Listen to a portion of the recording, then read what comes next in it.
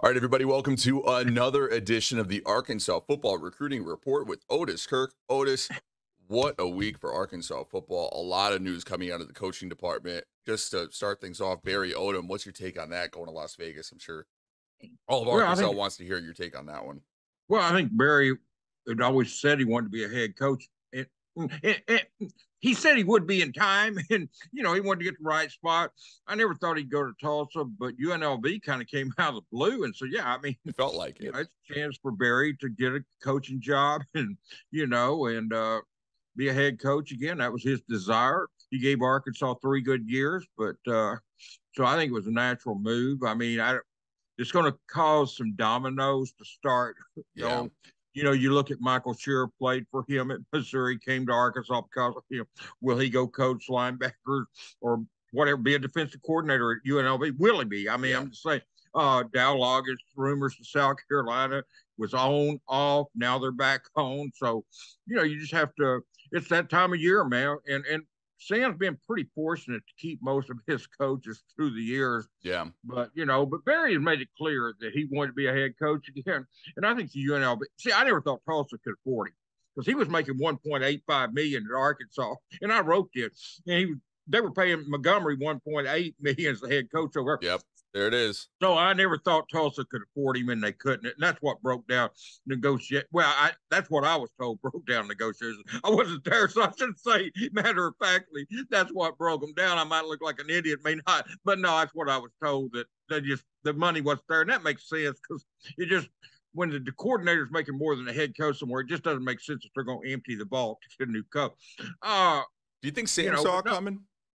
Huh? Do you think Sam saw it coming? You were the one who caught it in the press conference the other day for the Liberty Bowl. I do. I think Sam knew that. I think he felt good about Tulsa, but once UNLV came up, I think Sam probably knew, yeah, he's going to take this. I think Sam, when we talked to him last, was feeling good simply because he knew he wasn't going to Tulsa. He knew he wasn't going. And like I said, I saw people, and I'm talking about reporters, I'm talking about just people I don't even know, saying it was a done deal. He was going to Tulsa stuff, and I never bought that simply for the reasons we just talked about. Yeah. But, I think Sam knew that there's a lot of openings around the country, and a lot of them are, I guess you could call it maybe mid-majors, the Tulsas, the UNLVs, not the power, the big-time power. And I think that's what some of them were going to target Barry. I had heard South Florida I think South Florida got mentioned with him. I think Memphis, I may have said this on here. If Memphis had fired their head coach, I think they were going to go after Barry. He was a defensive coordinator there. I think that would have been I thought that's where he would end up. I think he would have had they fired their coach, but they didn't. And so Barry ended up just taking the UNLV job. But there was a lot of openings, and when I looked at all the openings and possible openings, I'm thinking it's going to be hard for Sam to keep Barry, because Barry's a good coach, and it didn't work out at Missouri. But let me say this: at Missouri, he was 25-25. It wasn't like he was 0-50. The guy was 25-25. So I mean, it's not like it was the end of the world. I mean, and he left some good players for the coach that inherited them, and so I mean, it's not surprising he got another head coaching job. You knew he would, just didn't know where. Yeah, best of luck to Barry. I can only imagine what it's like living in Las Vegas. That's going to be interesting. Yeah, that's a rough life. Somebody's got to do it. But I mean, Barry, if he ever needs an assistant to come out there, not assistant coach, but somebody to come out there and do a story on him, I'll volunteer. I tried to get Arkansas the Vegas Bowl on here, man. It didn't work. So I mean, if he ever needs a reporter to come out there and do a story on him, I'll volunteer.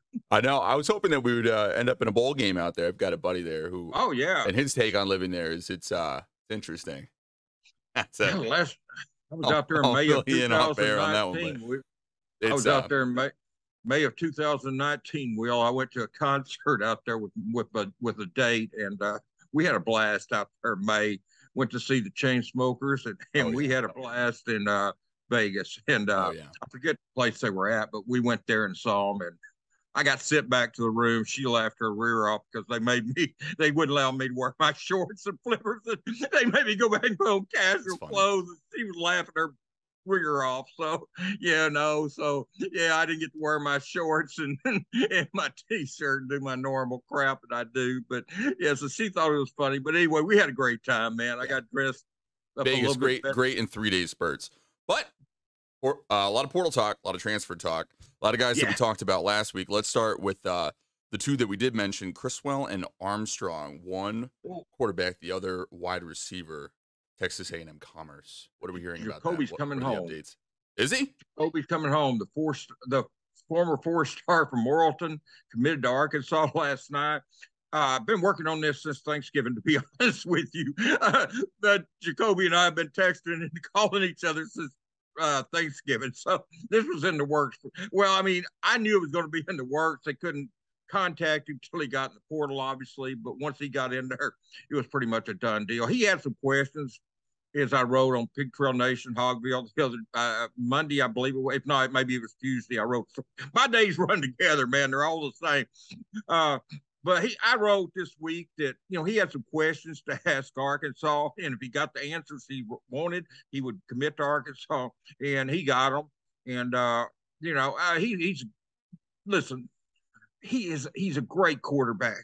Jacoby is, but he's even a better person. I mean, you talking about a first-class person. He's the half-brother of Dre Greenlaw, the linebacker who plays for the 49ers. But Jacoby is just a great kid. He got caught in this deal when he was coming out of Morrilton. He was a midterm guy. Sam tried to recruit him, but Sam had only been here like a week or two, maybe. I mean, Sam had no time to recruit him. Yeah. The kid was committed to North Carolina. But I asked Jacoby, and we've got a story coming out at 6:00 on this. I asked Jacoby today, I said, did the fact that Sam recruited you, because Chad pretty much didn't recruit him hard because Chad was taking his son. But when Sam got that job, he went to Morrilton and tried to recruit. But I said, did that stick in your mind that Sam came in late? Even though he didn't get you, did that stick in your mind? He said, sure did.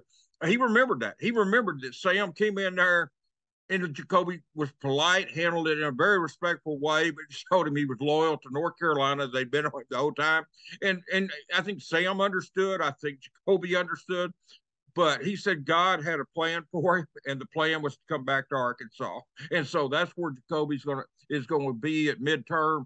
I'm going to tell you, you and I talked off the air, and I don't mind saying, that quarterback room is going to be outstanding. You've got KJ, you've got Jacoby, and you've got Malachi Singleton. I'm going to tell you, man, that is a different room. That's a very good quarterback room. That's one of the better quarterback rooms that I remember at Arkansas. It's just, I know a lot of it's based on potential, but I just feel like if KJ were to get hurt next year or whatever happens, that and not to say he's going to, but there's going to be a game or two where he's banged up and they don't want to roll the dice on it, and they need to go to another guy, or maybe they got to go. They're going to switch it up between the 2 and the 3. Yeah, I think Arkansas is going to feel so much better this coming year. When you've got depth and you've got competition at a position, that makes everybody better. It makes KJ, I can't talk, JK. It makes KJ better. JK, that's his new name. It makes KJ better to have someone pushing him, and it'll make Malachi and Jacoby better. So the room is strong. As far as Andrew Armstrong, he's from Texas A&M Commerce, 62 catches, 1,020 yards, 13 touchdowns. He was first team All-American in the FCS. Well, let me tell you, he told me he's 6'5". He's listed at 6'6", 189. And I would not have doubted the 6'5". I mean, the 6'6". But that kid is huge. Oh, he's a big target. And that's somebody for KJ and Jacoby to throw to. He's a sophomore. He's here this weekend. Or he's left now. But, I mean, he was here this weekend. I'm going to tell you, he's got a visit set to Missouri. Next weekend, I don't think that'll ever happen. He's going to make a decision. It's going to be sooner rather than later. People might want to stay tuned to Pig Trail Nation Hogville tomorrow afternoon. But this kid is a very good ball player. Like I said, he was the priority at wide receiver. He was a priority, very big priority for Arkansas. He can come in. Now, every coach, I would say Sam Pittman, but I'll say every coach from Bill Belichick on down loves tall receivers. It's a mismatch for defensive backs. it's not limited to Sam Pittman or Kenny Guyton. All coaches love tall receivers, and this kid's legit. And he can cut. All these kids we're going to talk about are midterm guys, by the way, and they were all here this week on official visits. But I'm telling you, Andrew is just a wonderful kid, 6'6", 189.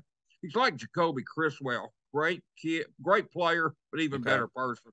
They're just first class all the way around, man. I mean, they really are.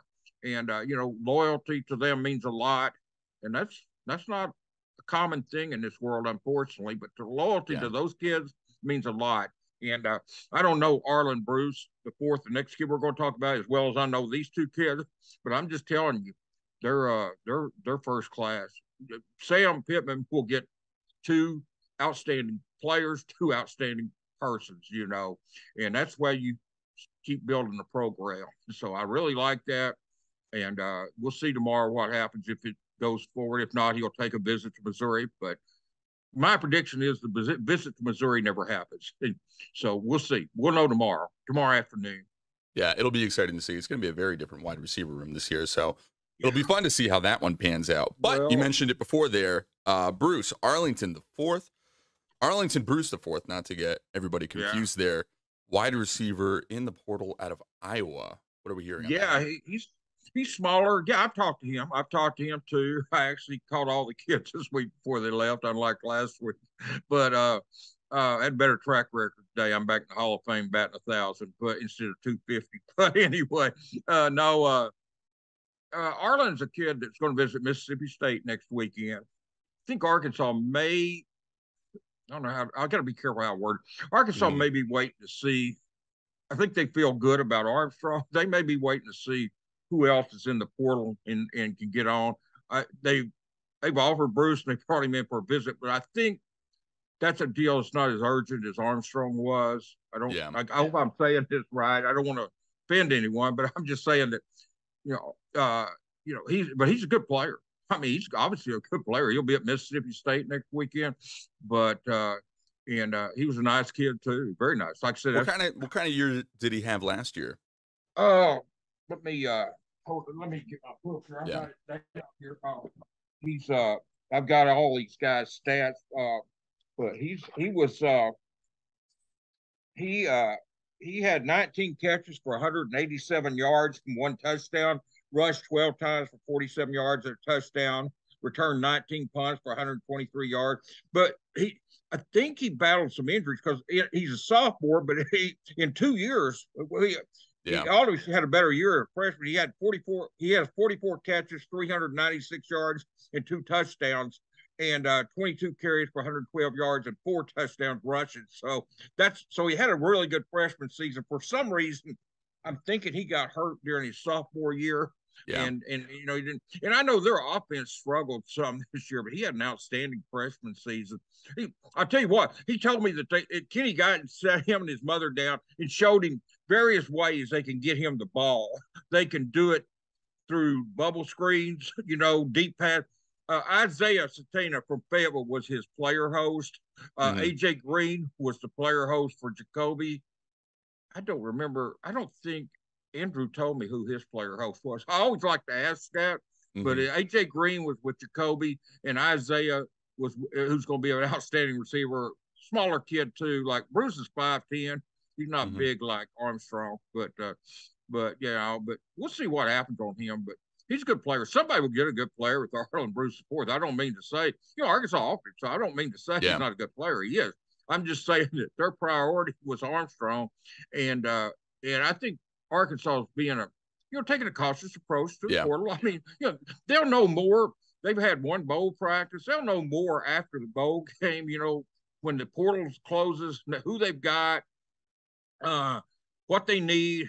You're going to see some kids in the bowl game. You talked about it earlier about the wide receiver. You're going to see some kids in the bowl game, if I could talk, that are going to show what they can do that maybe haven't had a chance, with Landers, Hazelwood, and Tetron, and even Warren Thompson and Bryce Stevens, the majority of the snaps.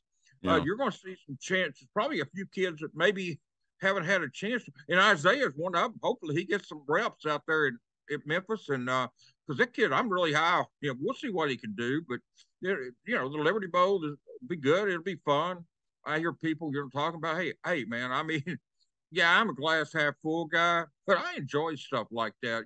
See new players and see how they do, and I think that's how you keep the program going. Will, we know Jaden Hazelwood is a star. But was the Keytron news this week? Huh? Was the Keytron news this week? It was that? Yeah. This new week or the week before it broke. I think it was Monday night.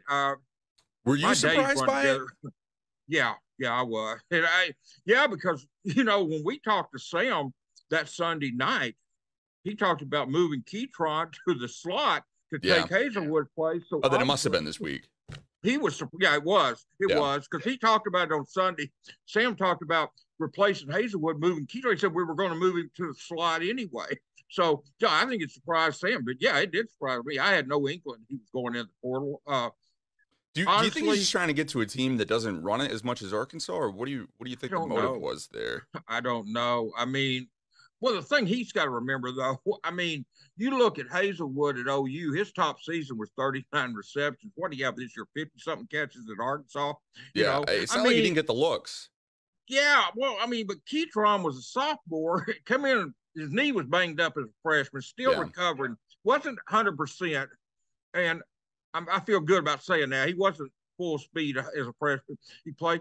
I think Keytron's best days were ahead of him. I think if he'd have been patient, he would have been the one getting those big numbers that Hazelwood and Landers were getting. I think you just have to pay your dues and take, and patience. But patience is not big right now anymore. That's not a shot at Keytron. I mean, I love the kid, but I mean, he's a good receiver. But I know people talk about his touches and stuff, but I think if he'd have stayed and because you play your freshman and sophomore season. Freshman, you're not even 100%. Your two best years are still ahead of you, Will. Yeah. And so whoever gets him, going to get one heck of a receiver. Keytron can play. He really can. That is the one kid that went to the portal right now. I mean, a lot of the kids Slusher you would say really hurt, except you knew he was going. He quit before the Missouri game, so you knew you knew he was going. So Slusher, Miles. So but yeah, to answer your question, it surprised me. Keytron went there. I wish he'd stayed, but hey, he's like everybody else. I always look at this situation like these kids are the ones that's going to sweated their rears off and guts out playing football and spent the time. They deserve to do what they want to do. It's easy for me to sit here under air conditioner while they're out there running and eating the summer and training, and for me to say what they should do. I'm not going to do that. I feel like he made a decision, and I hope it works out for him. Sometimes it does. Sometimes it doesn't. But I do know this. If he stays healthy, his best football is ahead of him. And it would have been at Arkansas too, not just because he's going to a new school. It would have been at Arkansas as well. But if that kid stays healthy, he's got a very, very bright future. Yeah, we're going to miss the kid. It's probably safe to say that Arkansas will as well. Otis, it's always great talking to you, man. And don't forget to tune in next week for another edition of your Arkansas Football Recruiting Report. Have a great rest of your Sunday, man. Thanks, Will. Appreciate you.